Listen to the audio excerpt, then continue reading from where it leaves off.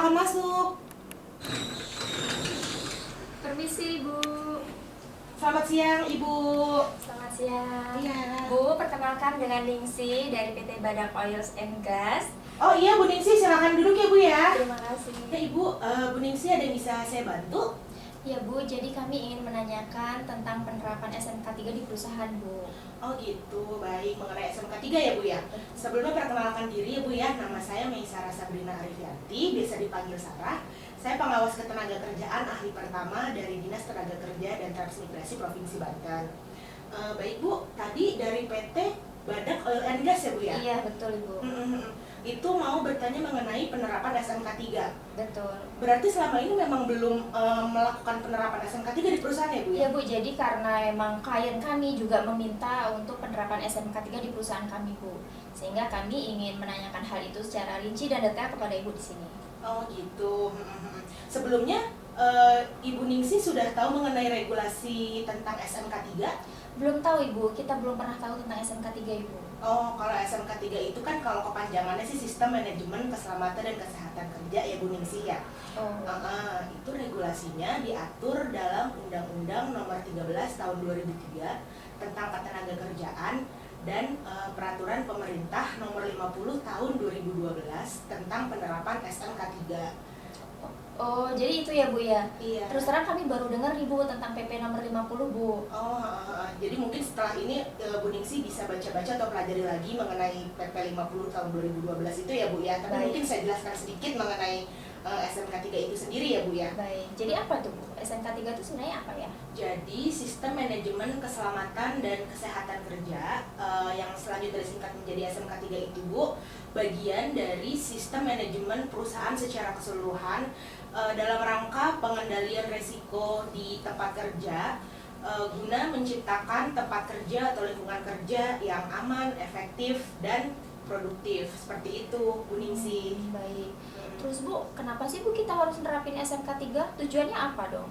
Jadi sebenarnya ya Bu, tujuan SMK 3 itu ada beberapa poin ya Bu ya. Di antaranya itu yang pertama untuk peningkatan efektivitas perlindungan K3 secara terencana, terukur, terstruktur, dan terintegrasi. Kemudian juga yang kedua untuk mengurangi dan mencegah tingkat kecelakaan kerja dan penyakit akibat kerja dengan melibatkan seluruh unsur yang ada di perusahaan seperti pengusaha, pekerja, dan mungkin serikat pekerja atau serikat buruh ya Bu ya. Lalu yang ketiga juga ada untuk menciptakan tempat kerja yang aman, nyaman, efisien, dan untuk meningkatkan produktivitas. Kan ujung-ujungnya ini untuk meningkatkan produktivitas ya Bu ya, ketika lingkungan kerjanya memang sudah efektif, sudah aman, sudah kondusif, gitu, produktivitas pekerja pasti akan meningkat gitu. Oke, baik Bu. Berarti sebenarnya tujuan SMK 3 ini baik ya, Bu ya, untuk perusahaan? Iya. Iya. Jadi memang untuk SMK 3 sendiri itu memang diwajibkan Bu Ningsi untuk diterapkan oleh perusahaan. Tapi memang ada kriteria-kriterianya, diantaranya memang untuk perusahaan dengan jumlah tenaga kerja di atas 100 orang atau perusahaan yang memiliki potensi bahaya tinggi. Potensi bahaya tinggi itu seperti apa ya, Bu ya? Jadi kalau untuk perusahaan potensi bahaya tinggi ini, kalau menurut PP nomor 50 tahun 2012 tentang penerapan SMK 3, itu adalah yang pertama perusahaan tambang dan perusahaan minyak dan gas bumi. Maka oleh sebab itu perusahaan itu kan tadi Badak Oil and Gas ini bergerak di Bidang migas, Bu. Iya, bidang migas ya Bu ya. Jadi memang wajib untuk menerapkan SMK 3 gitu. Lalu yang kedua, perusahaan dengan potensi bahaya tinggi adalah perusahaan yang telah ditetapkan oleh Dirjen Binwasnaker dan K3 atau Disnaker Provinsi sebagai perusahaan dengan potensi bahaya tinggi. Itu nanti diatur lagi dalam ketentuan atau regulasi lain Bu. Jadi misalnya bisa dilihat dari potensi kebakarannya. Nah, kalau untuk potensi bahaya kebakaran itu sendiri, Bu, diatur dalam Kepmenaker nomor 186 tahun 1999 tentang penanggulangan bahaya kebakaran.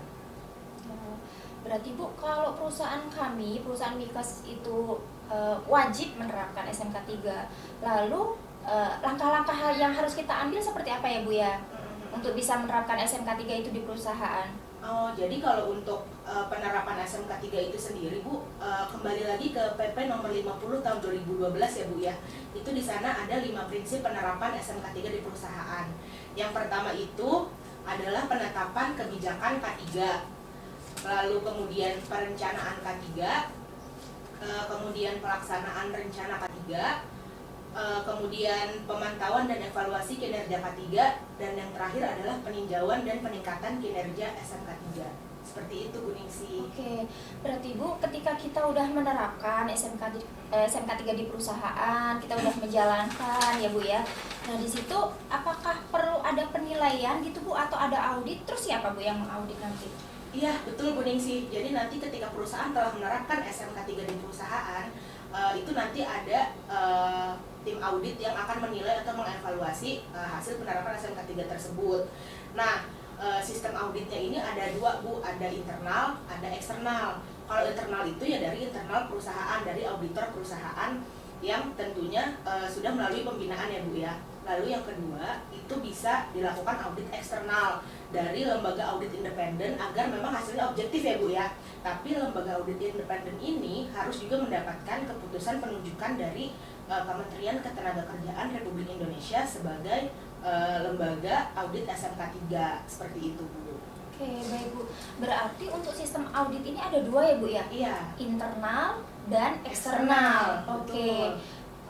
Apakah harus diwajibkan dua-duanya atau mungkin perusahaan kita bisa satu aja Bu, mungkin audit internal atau eksternal juga ya Bu ya? Seperti apa Bu itu mekanisme? Iya. Jadi kapan harus audit eksternal gitu ya Bu Ningsih ya. Jadi kapan perusahaan harus melakukan audit eksternal? Itu yang pertama ketika memang perusahaan merasa memang ingin mendapatkan penilaian secara objektif dari lembaga audit eksternal gitu ya, memang sukarela atau memang persyaratan dari klien. Misalnya tadi kayak case-nya PT Badak Oil and Gas-nya ya Bu ya, itu kan memang ada persyaratan dari klien tadi menurut kata Bu Ningsih ya. Lalu yang kedua itu adalah perusahaan yang memiliki potensi bahaya tinggi, yang tadi seperti saya bilang Bu, yang sudah mendapatkan penetapan potensi bahaya tinggi dari Dirjen Binwasnaker dan K3 atau dari Disnaker setempat, kayak gitu Bu Ningsih. Oh gitu, baik Bu, paham. Terus Bu, lalu bagaimana ya mekanisme auditnya ke depan? Kalau untuk mekanisme audit itu nanti perusahaan membuat permohonan kepada lembaga audit yang tadi, lembaga audit eksternal tadi ya Bu ya, yang sudah mendapatkan keputusan penunjukan dari Kemnaker RI sebagai lembaga audit SMK 3. Lalu kemudian nanti lembaga audit akan membuat sebuah perencanaan audit yang dikirimkan ke Kementerian Ketenagakerjaan Republik Indonesia, lalu ditembuskan ke Disnaker setempat, seperti itu Bu. Oke, baik Bu. Nanti hasil auditnya kan seperti apa ya Bu? Kita akan mendapatkan apa gitu Bu dari hasil audit itu? Nah nanti ketika memang sudah diaudit nih sama lembaga eksternal ya, itu nanti laporan hasil auditnya itu dilaporkan lagi Bu Ningsih ke Kemnaker. Lalu nanti sama Kemnaker akan direview dan diverifikasi untuk mendapatkan sertifikat SMK 3 sesuai dengan tingkat pencapaian penerapan SMK 3-nya. Jadi sesuai kategorinya Bu Ningsih. Oke. Gitu. Kategorinya ada apa aja ya Bu? Oh iya, jadi untuk SMK 3 itu ada 3 kategori Bu Ningsih. Yang pertama itu kategori awal, itu untuk pemenuhan 64 kriteria. Lalu kemudian ada kategori transisi, itu untuk pemenuhan 122 kriteria. Lalu yang terakhir ada kriteria lanjutan dengan untuk pemenuhan 166 kriteria.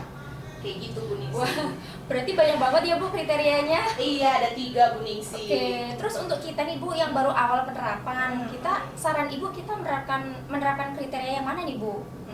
Sebenarnya semua itu dikembalikan lagi ke perusahaan ya Bu Ningsih ya, sesuai kesiapan perusahaan.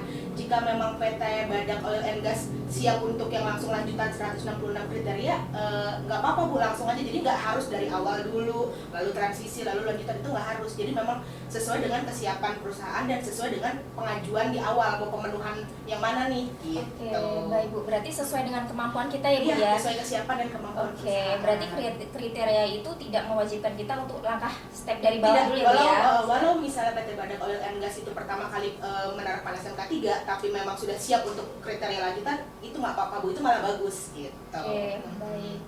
Jadi seperti itu ya Bu, sekilas mengenai penerapan SMK 3 di perusahaan. Apakah penjelasan saya sudah cukup jelas Bu? Terima kasih Bu, penjelasannya sudah cukup jelas. Cuman saya ingin menanyakan lagi Bu lebih dalam tentang langkah-langkah penerapan tadi Bu. Nah tadi kan ada 5 langkah ya Bu ya? Betul. bisa minta tolong dijelasin lagi nggak Bu? Soalnya tadi saya kurang paham. Oh iya boleh Bu, yang tentang 5 langkah penerapan SMK 3 tadi ya. Iya betul Bu. Iya, sebelumnya kan itu memang diatur dalam peraturan pemerintah nomor 50 tahun 2012 ya Bu Ningsih ya. Bu Ningsih itu bisa download peraturannya di jdih.kemnaker.go.id. Nah nanti ada lampirannya seperti ini, lalu Ibu tinggal download. Baik. Sebenarnya semua yang tadi saya jelaskan itu semua sudah ada di sini Bu Ningsih. Seperti ini ya, saya bukain ya contohnya.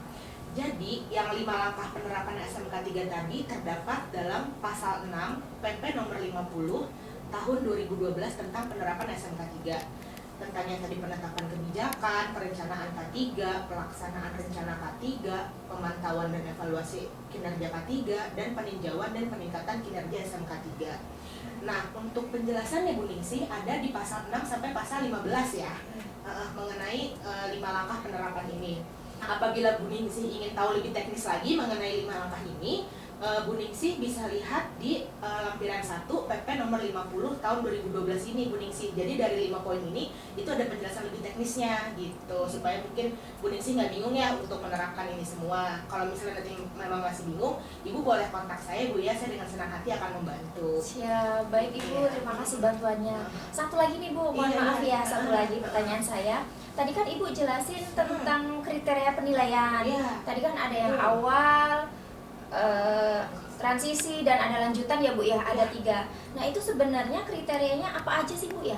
Oh, kriteria untuk kategori penerapan SMK 3 tadi ya Bu betul, ya? Betul. Jadi di sini ada poin-poinnya Bu, jadi mengenai kebijakan, poin 1.1.1, poin 1.1.2, kayak gitu Bu. Jadi memang ada banyak sekali ya kriteria tadi, makanya ada dari awal, transisi, dan lanjutan gitu. Jadi Ibu mungkin bisa pelajari dan baca-baca lebih lanjut di PP 50 tahun 2012 ini ya Bu Ningsih ya.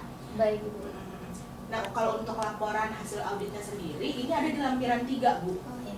Lampiran 3 PP 50 tahun 2012. Kalau misalnya Ibu pengen tahu ya emang laporannya kayak apa sih, nah itu bentuknya, contoh bentuknya ada di dalam lampiran 3. Jadi memang punya 3 lampiran ya Bu ya dalam PP 50 tahun 2012 ini. Seperti itu Bu Ningsih. Baik Ibu.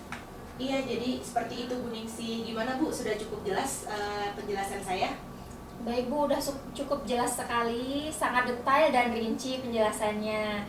Mudah-mudahan nanti kita bisa menerapkan di perusahaan ya Bu ya tentang SMK 3 ini. Iya, semoga PT Badak Oil and Gas dapat menerapkan SMK 3 di perusahaan dengan baik ya Bu Ningsih ya. Ya, terima kasih Bu. Iya, jika nanti ada yang ingin ditanyakan lebih lanjut boleh hubungi saya ya Bu Ningsih ya. Siap, terima kasih ya Bu. Iya.